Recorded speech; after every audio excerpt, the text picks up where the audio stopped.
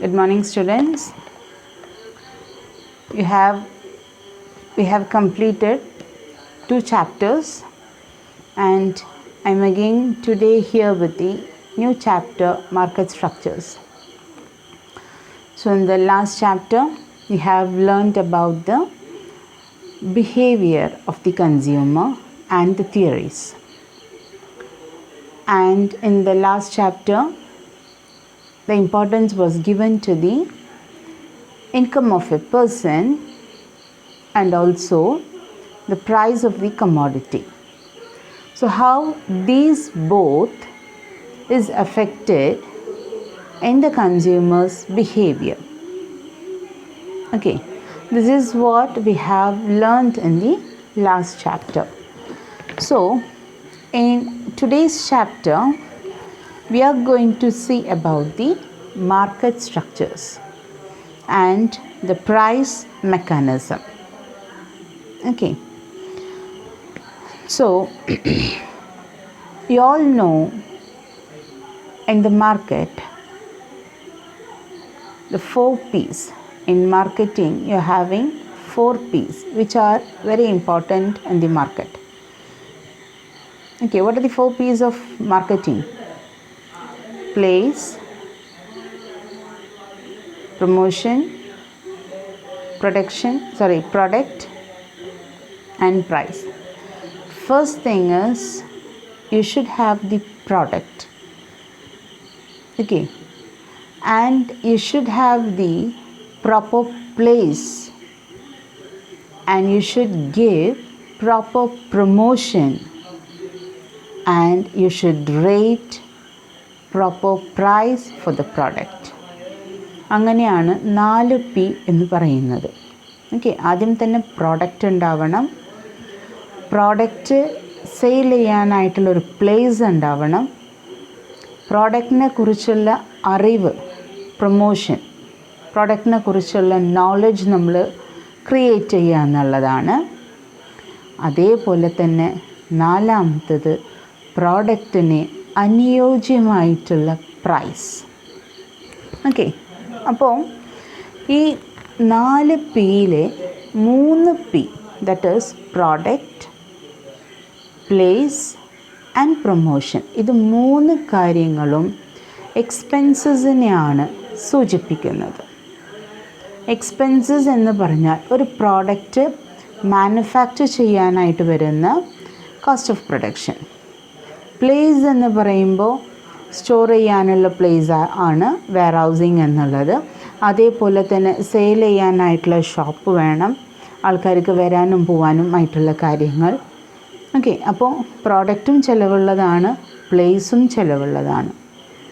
പിന്നെ ഏറ്റവും വലിയ ചിലവാണ് അടുത്തത് വരുന്നത് പ്രൊമോഷൻ എന്ന് പറയുന്നത്. പ്രൊമോഷണൽ ആക്ടിവിറ്റീസ് എന്ന് പറഞ്ഞു കഴിഞ്ഞാൽ ഈ പ്രോഡക്റ്റ് എന്തിനുള്ളതാണ്, ആർക്കുള്ളതാണ്, ഇത് എവിടെയാണ് ലഭ്യമാവുക, അതേപോലെ തന്നെ ഇതിൻ്റെ പ്രൈസ് എന്താണ്.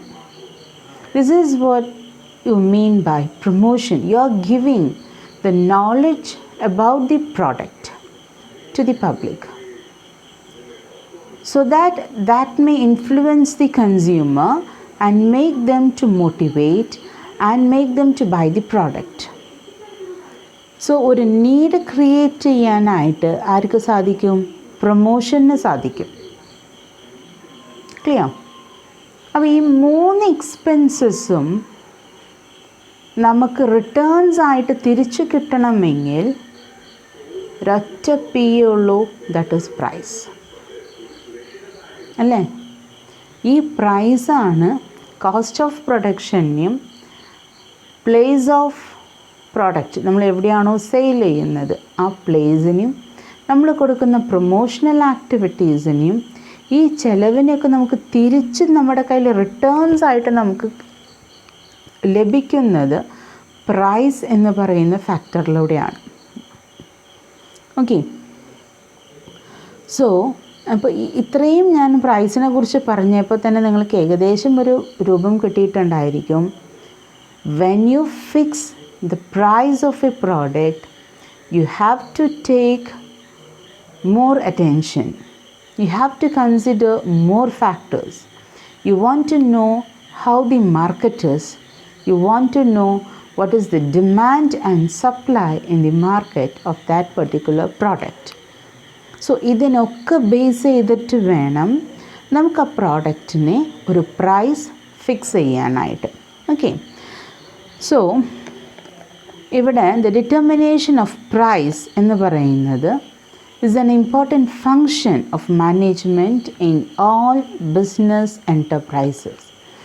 ഏതൊരു ബിസിനസ് സ്ഥാപനത്തിലും എവിടെയാണോ മാനുഫാക്ചറിങ് ഓഫ് പ്രോഡക്റ്റ് നടക്കുന്നത് അവിടെ ഒരു വലിയൊരു തലവേദന പിടിച്ചൊരു കേസാണ് പ്രോഡക്റ്റിനെ അനുയോജ്യമായിട്ടുള്ള പ്രൈസ് ഫിക്സ് ചെയ്യുക എന്നുള്ളത്. ഇപ്പം നമ്മുടെ കോസ്റ്റ് ഓഫ് പ്രൊഡക്ഷൻ എന്ന് പറയുന്നത് 50 പൈസ എന്ന് വിചാരിച്ചോളൂ. ഒരു പ്രോഡക്റ്റ് മാനുഫാക്ചർ ചെയ്യാനായിട്ട്, ഒരൊറ്റ സിംഗിൾ പ്രോഡക്റ്റ് മാനുഫാക്ചർ ചെയ്യാനായിട്ട് നമുക്ക് വരുന്നത് അതിൻ്റെ കോസ്റ്റ് ഓഫ് പ്രൊഡക്ഷൻ എന്ന് പറയുന്നു. കോസ്റ്റ് ഓഫ് പ്രൊഡക്ഷനിൽ നമ്മൾ എല്ലാ എലമെൻസും നമ്മളതിൽ ശ്രദ്ധിക്കും അല്ലേ, എല്ലാത്തിൻ്റെയും ഓരോ പാർട്ട് നമുക്ക് വരും. അപ്പം അങ്ങനെയാണ് ഒരു യൂണിറ്റിൻ്റെ കോസ്റ്റ് ഓഫ് പ്രൊഡക്ഷൻ നമ്മൾ ഏകദേശം കണക്കാക്കുന്നത്. ഓക്കെ, അപ്പോൾ അതിൻ്റെ 50 പൈസ എന്ന് വിചാരിച്ചോളൂ.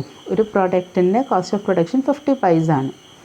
നമ്മൾ മാർക്കറ്റിൽ 1 റുപ്പിക്കാണ് നമ്മളത് സെയിൽ ചെയ്യുന്നതെന്ന് വിചാരിക്കാം. നമുക്കതിൻ്റെ ഇരട്ടിയാണ്, ദാറ്റ് ഈസ് 100% ആണ് നമുക്കതിലൊരു ഇൻക്രീസ് വരുന്നത് അല്ലേ. 50 പൈസ ആണെന്നുണ്ടെങ്കിൽ വീണ്ടും ഒരു 50 പൈസ ആണ്.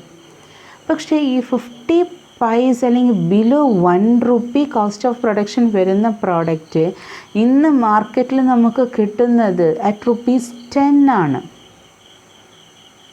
Okay, see how much profit they are getting എന്നുള്ളത് നോക്കുക.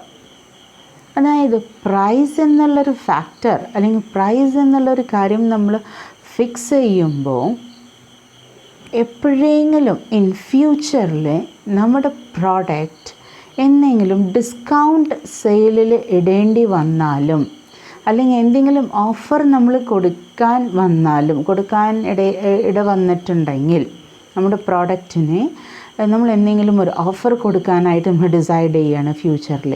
അതല്ലാന്നുണ്ടെങ്കിൽ when you are planning to put this product in the discount rate എന്നുള്ളത്, അപ്പോഴും the manufacturer should not suffer loss എന്നുള്ളതാണ് നമ്മുടെ പ്രൈസ് ഫിക്സ് ചെയ്യുമ്പോൾ നമ്മുടെ മനസ്സിൽ ഉണ്ടാകേണ്ട ഒരു കാര്യം.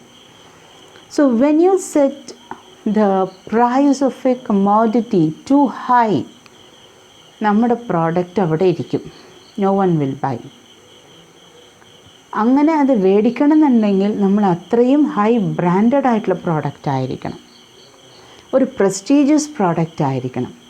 അപ്പോൾ നമുക്ക് ഹൈ പ്രൈസ് കോട്ട് ചെയ്യാനായിട്ട് സാധിക്കും. സേ ഫോർ എക്സാമ്പിൾ, ഇപ്പോൾ നമ്മുടെ കാർ കമ്പനീസ് എടുക്കണം. പല മാരുതി ഉണ്ട്, അതേപോലെ തന്നെ ടാറ്റ മോട്ടോഴ്സ് ഉണ്ട്, ടൊയോട്ട ഉണ്ട്, നിസാൻ ഉണ്ട്. ഓക്കെ, അപ്പോൾ ഇങ്ങനെ you are having so many car companies. And you are also very well known about the BMW and Benz. ആ ഒരു റേഞ്ചും നമുക്ക് അവൈലബിൾ ആണ്. അതല്ലാന്നുണ്ടെങ്കിൽ നമ്മൾ അതിനേക്കാളും ഒരു ഹയർ ഗ്രേഡ് കാറിലേക്ക് നമ്മൾ പോവാണ്, റോൾസ് റോയ്സ് എന്നുള്ള രീതിയിലേക്ക് നമ്മൾ പോകാമെന്ന് വിചാരിച്ചുള്ളൂ. സോ ഒരു മാരുതി കാർ കമ്പനിയിലെ ഒരു ചെറിയൊരു ഡീലറിൻ്റെ അടുത്ത് ഒരു 100 units of particular model sale എന്നുണ്ടെങ്കിൽ വിത്തിൻ 3 months ഒരു 100 യൂണിറ്റ്സോ മോർ ദാൻ 100 യൂണിറ്റ്സോ സെയിൽ ആവുന്നുണ്ടെങ്കിൽ ഇത്രയും യൂണിറ്റ്സ് റോൾസ് റോയ്സിൽ സെയിൽ ആവുന്നില്ല. രണ്ട് തിങ്ങാണ്, രണ്ട് ഡിഫറെൻറ്റ് ക്വാളിറ്റി മെയിൻറ്റെയിൻ ചെയ്യുന്നതാണ്. ഒന്ന് പ്രസ്റ്റീജിയസ് പ്രോഡക്റ്റിൽ വരുന്നതാണ്, ഒന്ന് നോർമൽ പ്രോഡക്റ്റിൽ വരുന്നതാണ്. സോ അതാണ് ഞാൻ പറഞ്ഞത്, നമ്മൾ പ്രൈസ് നമ്മൾ ഫിക്സ് ചെയ്യുമ്പോൾ നമ്മുടെ product nature of the commodity that is very important. If it is very normal product, അതിന് നമുക്ക് സുപ്പീരിയർ പ്രൈസ് കൊടുക്കാനായിട്ട് സാധിക്കില്ല. ഓക്കെ, അപ്പോൾ nature of the commodity consider ചെയ്യണം. എന്നാൽ നമുക്ക് നഷ്ടം വരാനും പാടില്ല, ഓവർ പ്രൈസ് ഫിക്സ് ചെയ്യാനും പാടില്ല. Okay, if we set the price too high, ചിലപ്പോൾ നമ്മുടെ പ്രോഡക്റ്റ് മൂവ് ചെയ്യണമെന്നില്ല. അതേപോലെ if we set the price too low, we may suffer losses. അതെപ്പോഴായിരിക്കും? ചിലപ്പോൾ ഓഫറിലോ ഡിസ്കൗണ്ടിലോ ഒക്കെ ഇടുമ്പോഴായിരിക്കും ചിലപ്പോൾ നമ്മൾ manufacture may have to effect by the losses. So one thing you have to put into consideration, that when at the point of discount sale or offer sale also, the manufacturer should not get any losses, or he does not suffer any losses ennalladana we have to always put in mind ennallathu. So high pricing um namukku pettilla, too low pricing um namukku sadhikkilla. മനസ്സിലാവുന്നുണ്ടോ? അപ്പോൾ price mechanism എന്ന് പറയുന്നത് is a process of price determination by the interaction of free market forces of demand and supply. So നമ്മുടെ price എന്ന് പറയുന്നത്, price mechanism എന്ന് പറയുന്നത് it is a പ്രോസസ്സാണ്. This process completely depends upon the market forces. Market forces means where there is a demand and where there is a supply. So നമ്മുടെ പ്രോഡക്റ്റിന് എത്രത്തോളം demand ഉണ്ടോ അതിനനുസരിച്ചാണ് സപ്ലൈ ഇൻക്രീസ് ചെയ്യാനായിട്ട് സാധിക്കുള്ളൂ. Demand കുറവാണെന്നുണ്ടെങ്കിൽ നമുക്ക് സപ്ലൈയും കുറവാക്കേണ്ടി വരും. സോ അതിനെ ബേസ് ചെയ്തിട്ടാണ്, ഇക്വിലിബ്രിയം ബേസ് ചെയ്തിട്ടാണ് we are going to fix the price of the product എന്നുള്ളത്. Demand and supply of a commodity determine its equilibrium price. ഡിമാൻഡും സപ്ലൈയും കൂടിയിട്ടാണ് equilibrium price. That is at which point of the price നമുക്ക് ഡിമാൻഡും സപ്ലൈയും ഒരുമിച്ച് meet ചെയ്യുന്നത് എന്നുള്ളതാണ് നമ്മൾ നോക്കുന്നത്. Any change in demand or supply leads to a change in equilibrium price. ഇതിൽ എന്തെങ്കിലും സപ്ലൈയിലോ ഡിമാൻഡിലോ എന്തെങ്കിലും മാറ്റം വന്നു കഴിഞ്ഞാൽ അത് ഏതിലും മാറ്റം വരും? ഇക്വിലിബ്രിയം പ്രൈസിലും അതിനനുസരിച്ചിട്ടുള്ള മാറ്റങ്ങൾ സംഭവിക്കും.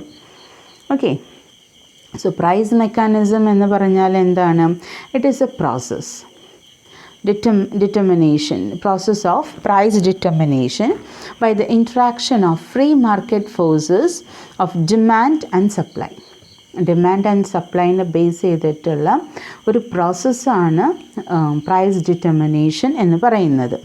ഓക്കെ, അപ്പോൾ ഡിമാൻഡും സപ്ലൈയും കൂടിയിട്ടാണ് ഇക്വിലിബ്രിയം പ്രൈസ് കാൽക്കുലേറ്റ് ചെയ്യാനായിട്ട് നമുക്ക് സാധിക്കാം. ഇതിലേതെങ്കിലും ഒരു കാര്യത്തിൽ ഡിമാൻഡിലോ സപ്ലൈയിലോ എന്തെങ്കിലും മാറ്റം വന്നു കഴിഞ്ഞാൽ ഇക്വിലിബ്രിയം പ്രൈസിലും അതിനനുസരിച്ചുള്ള മാറ്റം സംഭവിക്കും. ഓക്കെ, ആൻഡ് ദെൻ നമുക്ക് ഇനി പ്രൈസ് മെക്കാനിസത്തിൻ്റെ കോമ്പോണൻറ്റ്സ് എന്തൊക്കെയാണെന്നുള്ളത് നോക്കാം. There are 3 components of price mechanism: principle of demand, principle of supply and equilibrium price. 3 കാര്യങ്ങളാണ് നമുക്ക് വരുന്നത്. ഒന്ന് principle of demand, principle of supply and third one is equilibrium price. The principle of demand എന്ന് പറയുന്നത് നിങ്ങൾക്കറിയാം, law of demand നിങ്ങൾക്കറിയാം. എന്താണ് demand എന്ന് പറയുന്നത്? That there is an inverse relationship between price and demand. എന്താണ് ഇൻവേഴ്സ് റിലേഷൻഷിപ്പ് എന്ന് പറയാൻ കാരണം? when the price increases, demand decreases. When the price decreases, the demand increases. അപ്പോൾ എന്താ ഉണ്ടാവണം അവിടെ? രണ്ടും തമ്മിലുള്ള ഇൻവേഴ്സ് റിലേഷൻഷിപ്പാണ് അവിടെ വരുന്നത്. ഓക്കെ, ഇനി പ്രിൻസിപ്പിൾ ഓഫ് സപ്ലൈ എടുത്ത് നോക്കാം. ഓർമ്മയിലുണ്ടോ? കഴിഞ്ഞ ചാപ്റ്ററിൽ നമ്മൾ പഠിച്ചതാണ്.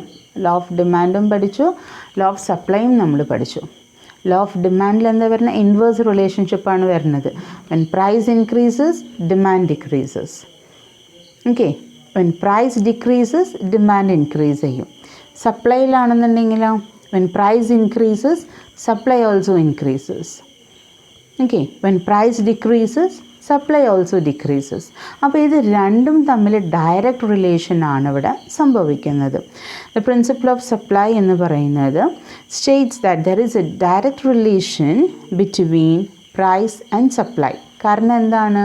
പ്രൈസ് ഇൻക്രീസ് ചെയ്യുമ്പോൾ സപ്ലൈ ഇൻക്രീസ് ചെയ്യും, പ്രൈസ് ഡിക്രീസ് ചെയ്യുമ്പോൾ സപ്ലൈ നമ്മൾ ഡിക്രീസ് ചെയ്യും. Equilibrium price is the price at which demand and supply of a commodity are equal. Equilibrium point നമ്മൾ എങ്ങനെ കാൽക്കുലേറ്റ് ചെയ്യാം? എവിടെയാണോ നമ്മുടെ സപ്ലൈയും അതേപോലെ തന്നെ ഡിമാൻഡും ഈക്വലാകുന്ന പോയിൻ്റ് ഏതാണോ ആ പോയിൻ്റാണ് നമ്മുടെ ഇക്വിലിബ്രിയം പോയിൻ്റ് എന്ന് പറയുന്നത്. അപ്പം 3 കാര്യങ്ങളും വ്യക്തമായോ? പ്രിൻസിപ്പിൾ ഓഫ് ഡിമാൻഡ് ഉണ്ട്, പ്രിൻസിപ്പിൾ ഓഫ് സപ്ലൈ ഉണ്ട്, ഇക്വിലിബ്രിയം പ്രൈസ് ഉണ്ട്. പ്രിൻസിപ്പിൾ ഓഫ് ഡിമാൻഡിൽ വരുന്നത് എന്താണ്? പ്രൈസും ദാറ്റ് ഈസ് ഡിമാൻഡും തമ്മിൽ ഒരു ഇൻവേഴ്സ് റിലേഷൻഷിപ്പാണ് ഉള്ളത്. പ്രൈസ് ഇൻക്രീസ് ചെയ്യുമ്പോൾ ഡിമാൻഡ് ഡിക്രീസ് ചെയ്യും, പ്രൈസ് ഡിക്രീസ് ചെയ്യുമ്പോൾ ഡിമാൻഡ് ഇൻക്രീസ് ചെയ്യും. That is why we call it as there is a inverse relationship between price and demand. ഇനി second one, law of supply. Law of supply നോക്കുകയാണെന്നുണ്ടെങ്കിൽ there is a direct relationship between the price and the demand. Okay, അപ്പോൾ അവിടെ എങ്ങനെയാണ്? if the price increases the supply will also increase.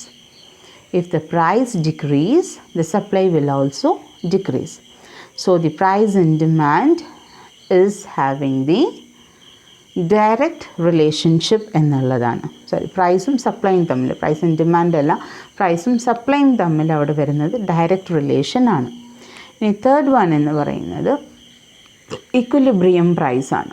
Equilibrium price എന്ന് പറയുന്നത് where the demand and supply രണ്ടും കൂടി equal ആകുന്ന point.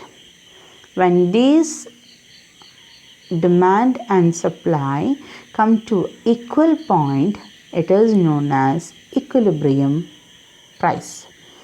അപ്പോൾ ആ പ്രൈസിൽ അവിടെയാണ് നമ്മൾ പ്രൈസ് ഫിക്സ് ചെയ്യുക. സോ ഇവിടെ നമുക്ക് ഏകദേശം, അപ്പോൾ അതിന് മീതെ പോവുകയാണെന്നുണ്ടെങ്കിൽ നമുക്കൊക്കെ പ്രോഫിറ്റാണ്, അതിന് താഴെ വരികയാണെങ്കിൽ നമുക്ക് ലോസ് എന്നുള്ള രീതിയിൽ നമുക്ക് ഫിക്സ് ചെയ്യാനായിട്ട് സാധിക്കും.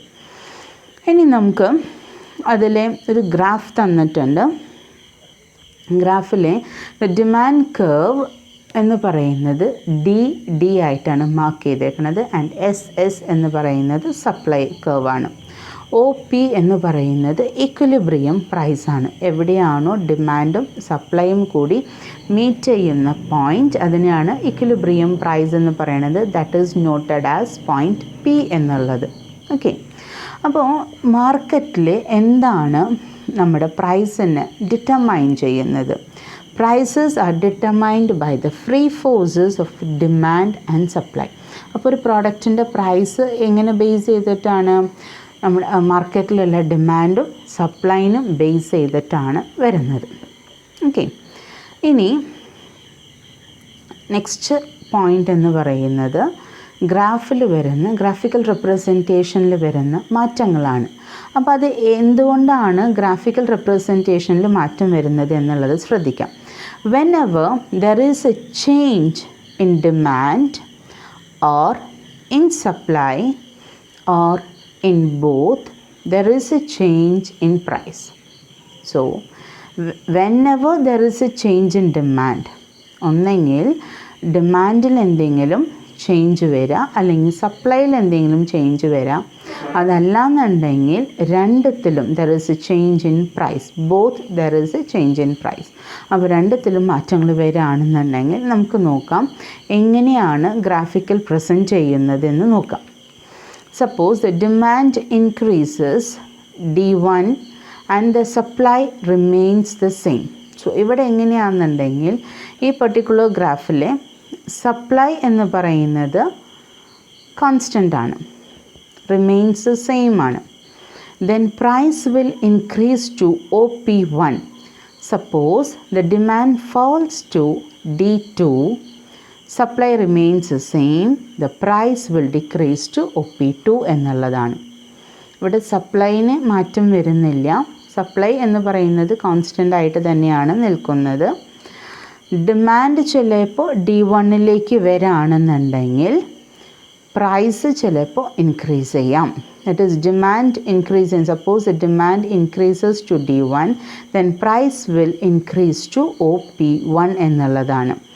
ഡിമാൻഡ് ഫോൾ ചെയ്യുകയാണെന്നുണ്ടെങ്കിൽ പ്രൈസ് ഡിക്രീസ് ചെയ്യും. ഇവിടെ സപ്ലൈയിൽ മാറ്റം വരുന്നില്ല. ഓക്കെ, ഇനി നെക്സ്റ്റ് ഗ്രാഫ് നോക്കാം. നെക്സ്റ്റ് ഗ്രാഫിൽ എന്താണെന്നുണ്ടെങ്കിൽ ഡിമാൻഡ് കോൺസ്റ്റൻ്റ് ആയിട്ടിരിക്കും, സപ്ലൈയിൽ മാത്രമാണ് മാറ്റം വരുന്നത്.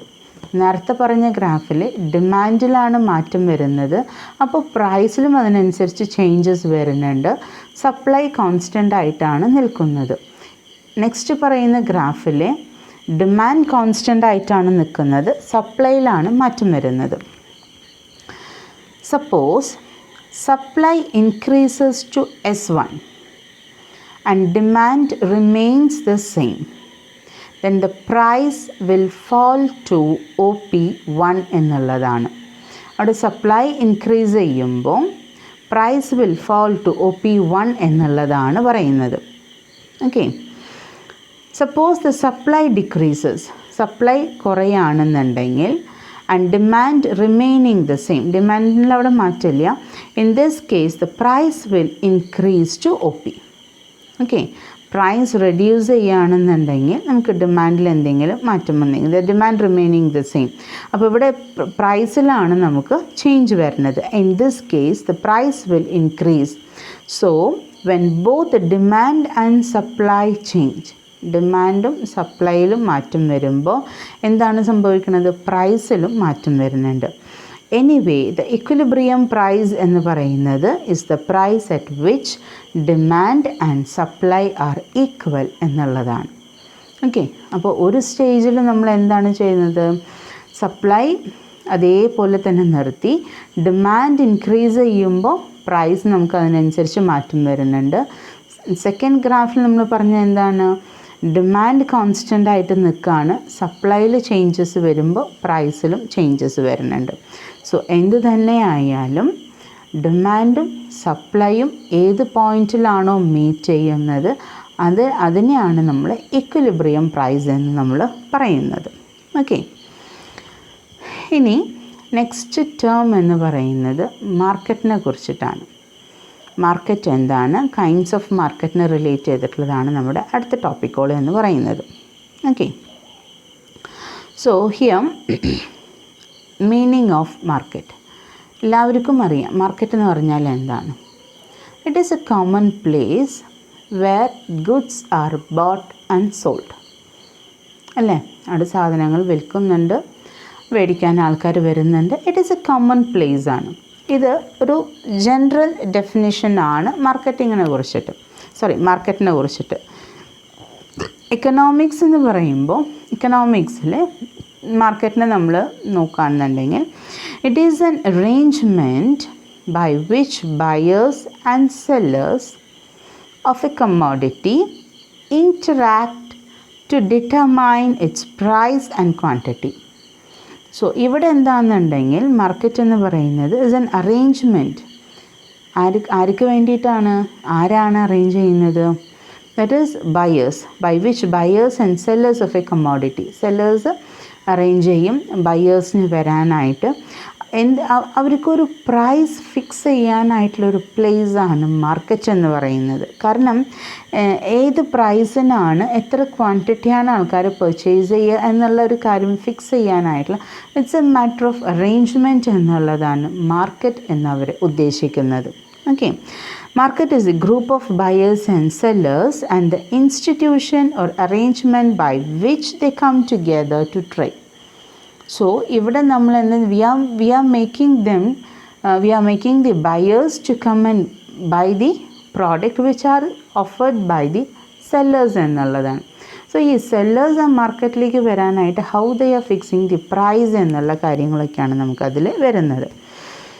ഇനി what are all the kinds of market എന്നുള്ളത് നോക്കാം. According to main thing in എക്കണോമിക്സിൽ നമുക്ക് ഇമ്പോർട്ടൻറ്റ് ക്ലാസിഫിക്കേഷൻ വരുന്നത് it is based on nature of competition. Okay, മാർക്കറ്റിൽ നടക്കുന്ന നേച്ചർ ഓഫ് കോമ്പറ്റീഷനെ ബേസ് ചെയ്തിട്ടാണ് നമ്മൾ types of market and kinds of market എന്ന് നമ്മൾ പറയുന്നത്.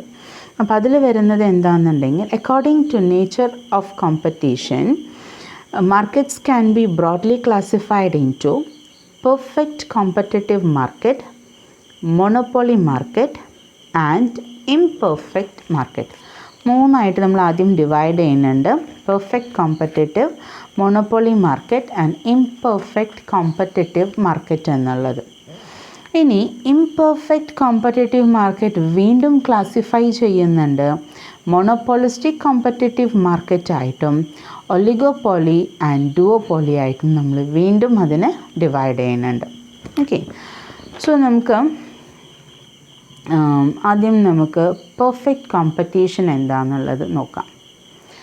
പെർഫെക്റ്റ് കോമ്പറ്റീഷൻ എന്ന് പറഞ്ഞു കഴിഞ്ഞാൽ is the market situation in which there are large number of buyers and sellers of a homogeneous product and the price of the product is determined by the market forces.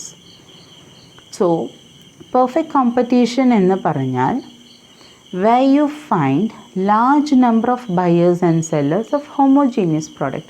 ഒരേപോലത്തെ പ്രോഡക്റ്റിൻ്റെ കുറേ buyers ഉണ്ടായിരിക്കും, കുറേ sellers ഉണ്ടായിരിക്കും. So ഏകദേശം ഇതിൻ്റെ price എന്ന് പറയുന്നത് ഡിറ്റർമൈൻ ചെയ്യുന്നത് മാർക്കറ്റ് ഫോഴ്സസ് ആണ്. സോ എത്രത്തോളം പ്രോഡക്റ്റാണ് മാർക്കറ്റിലേക്ക് എൻറ്റർ ചെയ്യുന്നത്, എത്ര ആൾക്കാരാണ് അത് പർച്ചേസ് ചെയ്യുന്നത്, നമ്പർ ഓഫ് ബയേഴ്സ് ഉണ്ടായിരിക്കും, നമ്പർ ഓഫ് സെല്ലേഴ്സ് ഉണ്ടായിരിക്കും. രണ്ടും ഹ്യൂജ് നമ്പേഴ്സാണ്. ഓക്കെ, ഇത് രണ്ടും പറയുന്നത് ഹോമോജീനിയസ് പ്രോഡക്റ്റാണ്. എല്ലാവരും ഈ മാർക്കറ്റിൽ കൊടുക്കുന്നത് ഏകദേശം ഒരേപോലത്തെ പ്രോഡക്റ്റ് തന്നെയാണ്. അപ്പോൾ അതിനെല്ലാത്തിനും നമുക്ക് ഏകദേശം ഒരേപോലത്തെ പ്രൈസ് തന്നെയാണ് നമുക്കത് ഫിക്സ് ചെയ്യാനായിട്ട് സാധിക്കുള്ളൂ. All sellers accept the forces, കാരണം മാർക്കറ്റ് ഫോഴ്സസ് ആണ്, the market forces determine the price and all the sellers accept the price. Okay, അവിടെ ഒരാൾക്ക് മാത്രമായിട്ട് അല്ലെങ്കിൽ ഒരു സെല്ലർ മാത്രം അവിടെ കാര്യങ്ങൾ ഡിസൈഡ് ചെയ്യാനായിട്ട് സാധിക്കില്ല. Because he is also bringing in to the market the same homogeneous product തന്നെയാണ്. ഇപ്പോൾ നമുക്ക് സോൾട്ടിൻ്റെ കേസ് എടുക്കാം. ഓക്കെ, നമ്മൾ ഏത് പാക്കറ്റ് എടുത്താലും 10 രൂപയാണ്. ഏത് പാക്കറ്റ് എടുത്താലും 10 രൂപയാണ്. ഏത് അയോഡൈസ്ഡ് സോൾട്ട് എടുത്താലും നമുക്ക് വരാൻ പോകുന്ന കോസ്റ്റ് എന്ന് പറയുന്നത് 10 റുപ്പീസാണ്. ഓക്കെ, ഇഷ്ടംപോലെ സെല്ലേഴ്സ് ഉണ്ടായിരിക്കാം, ഇഷ്ടംപോലെ ബയേഴ്സ് ഉണ്ടായിരിക്കാം. അവിടെ ഏതെങ്കിലും ഒരു ഗ്രൂപ്പ് മാത്രം അവരുടെ പർട്ടിക്കുലർ 1 kg ഓഫ് സോൾട്ടിനെ 70 റുപ്പീസ് ചാർജ് ചെയ്യാനായിട്ട് സാധിക്കില്ല. 70 റുപ്പീസ് ചാർജ് ചെയ്യുകയാണെങ്കിൽ ആ പ്രോഡക്റ്റ് അവിടെ ഇരിക്കുള്ളൂ. മനസ്സിലാവുണ്ടോ? അപ്പോൾ ഹോമോജീനിയസ് പ്രോഡക്റ്റ് എന്ന് പറയുമ്പോൾ സെയിം ടൈപ്പ് ഓഫ് പ്രോഡക്റ്റ് മാർക്കറ്റിൽ സെയിൽ ചെയ്യാനായിട്ട് നമ്പർ ഓഫ് സെല്ലേഴ്സ് ഉണ്ടായിരിക്കും, അത് പർച്ചേസ് ചെയ്യാൻ നമ്പർ ഓഫ് ബയേഴ്സ് ഉണ്ടായിരിക്കും. സോ ദ മാർക്കറ്റ് ഫോഴ്സസ്, എത്ര നമ്പർ ഓഫ് സെല്ലേഴ്സ് അതിൻ്റെ അകത്തുണ്ട് എന്നുള്ളത്, അവരാണ് ഇവരെല്ലാവരും കൂടിയിട്ടാണ്, ഈ മാർക്കറ്റ് ഫോഴ്സസ് എല്ലാവരും കൂടിയിട്ടാണ് ദേ ഡിറ്റർമൈൻ ദി പ്രൈസ്. സോ ഒരു സെല്ലറിന് മാത്രമായിട്ട് അവിടെ he cannot bring any change into the market. So he is also accepting the price which has been fixed by the market forces ennalladana. Okay, the perfect competition is characterized by the presence of many firms. They all sell identically the same product. The seller is a price taker. അപ്പോൾ ഇവിടെ വരുന്നത് price maker അല്ല, price taker ആണ്. സെല്ലറാണ് എന്ത് ചെയ്യുന്നത്, market ഫോഴ്സസിലൂടെ determine ചെയ്യുന്ന പ്രൈസ് ഏതാണോ that is they are accepting it. Thus perfectly competitive market has many buyers and sellers of a product. So no single buyer or seller can affect the market price. Okay, so ഒരു buyer വിചാരിച്ചാലോ അല്ലെങ്കിൽ ഒരു seller വിചാരിച്ചാലോ ആ പ്രോഡക്റ്റിൻ്റെ market പ്രൈസിൽ ഒരു മാറ്റം സംഭവിക്കാനായിട്ട് അല്ലെങ്കിൽ മാറ്റങ്ങൾ കൊണ്ടുവരാനായിട്ട് സാധിക്കില്ല. ഇനി നമുക്ക് പെർഫെക്റ്റ് കോമ്പറ്റീഷൻ്റെ അസംഷൻസ് എന്തൊക്കെയാണെന്നുള്ളത് നമുക്ക് നോക്കാം. Large number of buyers and sellers. Under perfect competition, there are large number of buyers and sellers. Each seller sells only small portion of the total quantity traded. അല്ലേ, ഒരു മാർക്കറ്റിൽ നോക്കുകയാണെന്നുണ്ടെങ്കിൽ ഇപ്പോൾ സോപ്പിൻ്റെ കാര്യം എടുക്കുകയാണെങ്കിൽ നമ്പർ ഓഫ് കമ്പനീസ് ഉണ്ടായിരിക്കും. അപ്പോൾ അവരുടെ ഷോപ്പിൽ ഒരു പെർട്ടിക്കുലർ കമ്പനിയുടെ സോപ്പ് മാത്രമല്ല അവിടെ സെയിൽ ചെയ്യുന്നത്, പല കമ്പനീസിനെയും അവിടെ കൊണ്ടുവന്ന് വെച്ചിട്ടുണ്ടാവും. അതിൽ കുറച്ച് പ്രോഡക്റ്റ് മാത്രമാണ്, ഒരു സ്മോൾ പോർഷനാണ് അവിടെ സെല് ചെയ്യുന്നുള്ളൂ. A single seller is not able to dominate the market and influence the price of the product. So അവർക്ക് അവിടെ ഒരു മാറ്റം കൊണ്ടുവരാനായിട്ട്, ഒരു സെല്ലർ വിചാരിച്ചു കഴിഞ്ഞാൽ ദ ഹോൾ മാർക്കറ്റിനെ ഡോമിനേറ്റ് ചെയ്യാനായിട്ട് സാധിക്കില്ല, and influence the price of the പ്രോഡക്റ്റും സാധിക്കില്ല.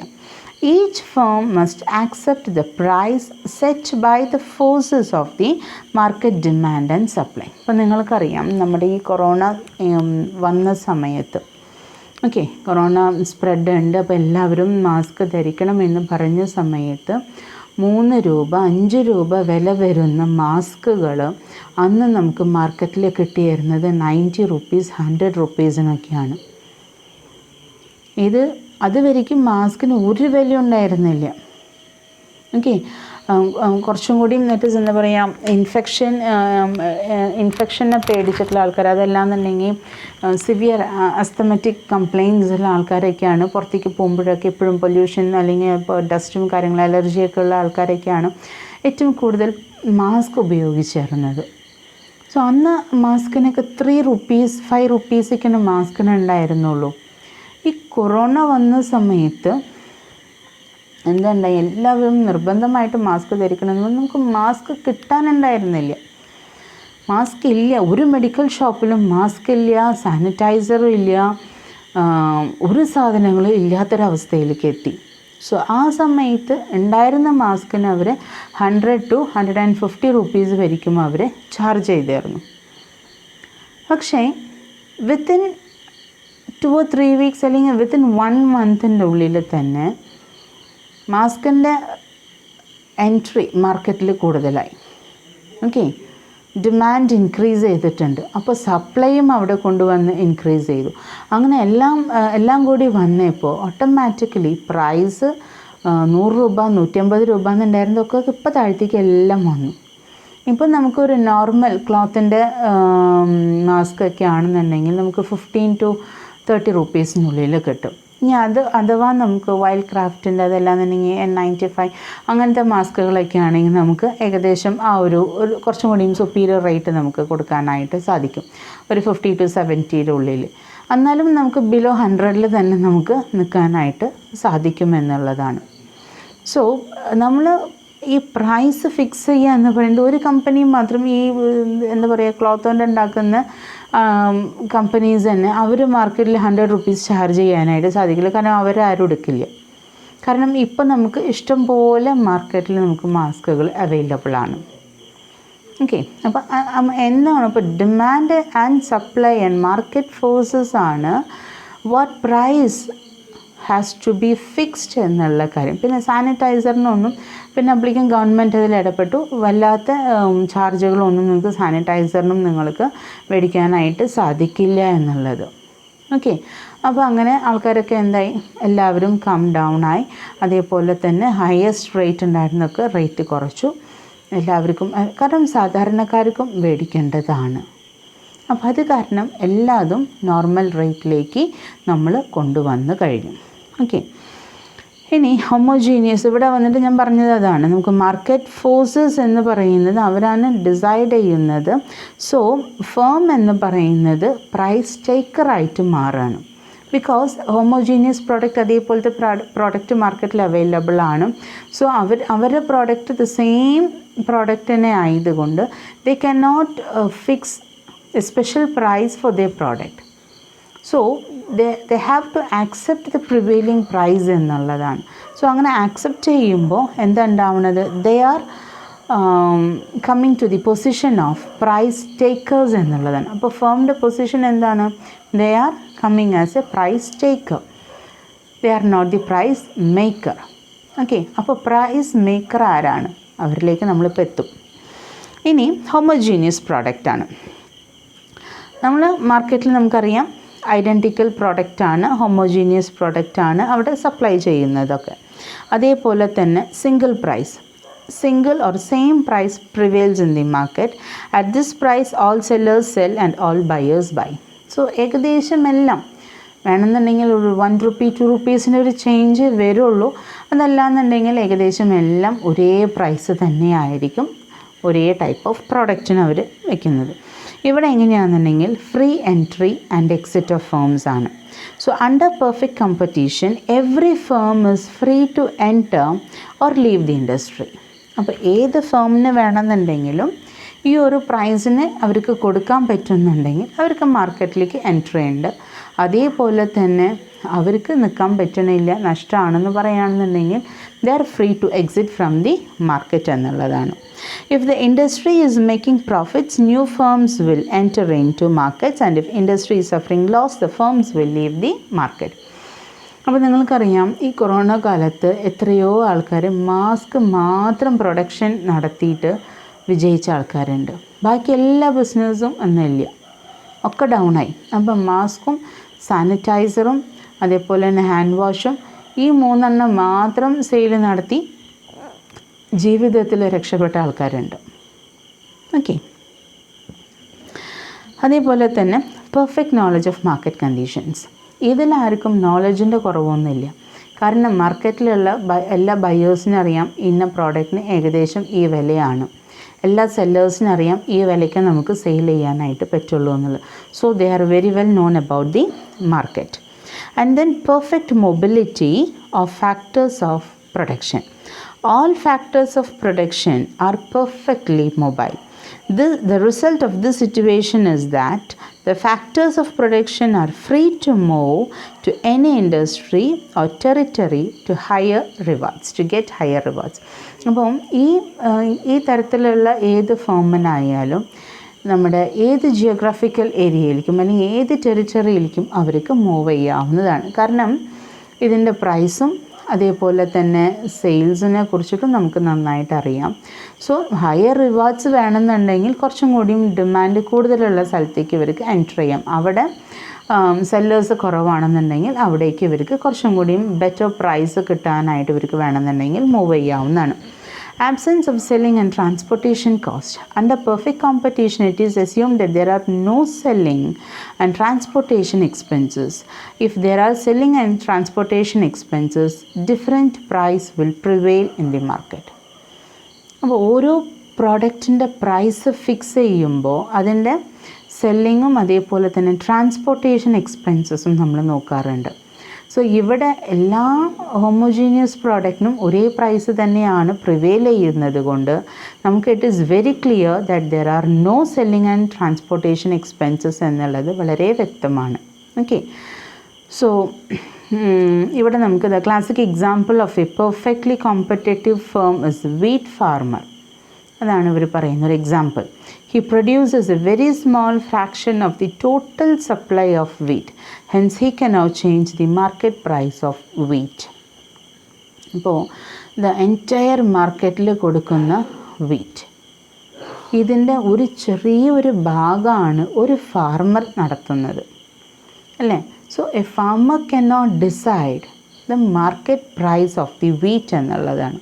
So as he maintains only a very small portion, he cannot fix the price എന്നുള്ളതാണ് നമുക്ക് പറയാനുള്ളത്. ഓക്കെ. സോ ഏകദേശം ഇപ്പോൾ പെർഫെക്റ്റ് കോമ്പറ്റീഷൻ എന്താണ്, അതിൻ്റെ മീനിങ് എന്താണ്, അതിൻ്റെ അസംഷൻസ് എന്താണെന്നുള്ളത് നമ്മൾ നോക്കി. ഇനി differences between pure competition and perfect competition.